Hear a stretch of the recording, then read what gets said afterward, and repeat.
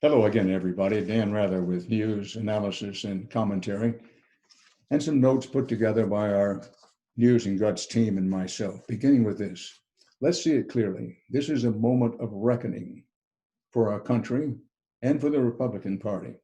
A moment of reckoning which asks the question, who are we? Who are we now here in the 21st century as Americans? We can't erase the last 4 years. People have made their choices.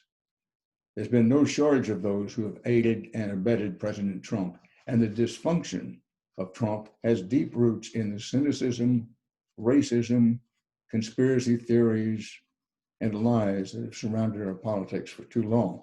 But the past need not dictate the future, and that's where we are right now.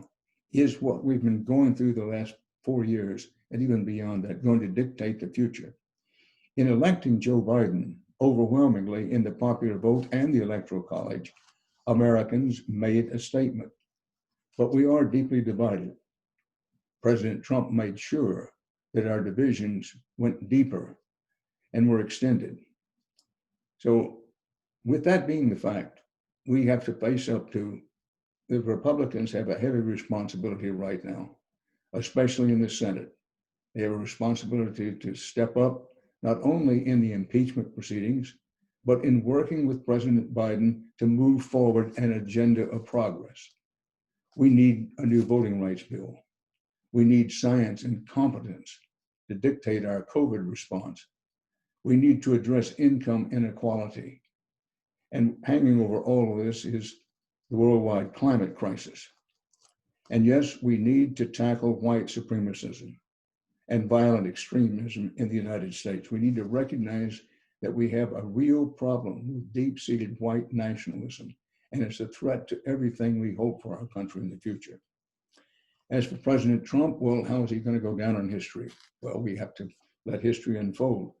But the likelihood, as seen from the present situation, is he will go down not only as a failure, but go down as one of, if not the worst president in American history.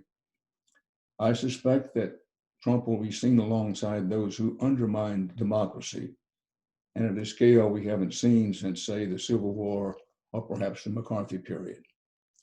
And the optics of this past week, plus and culminating in the inauguration and the unknowns to follow, are going to give a potent symbolism for this whole era.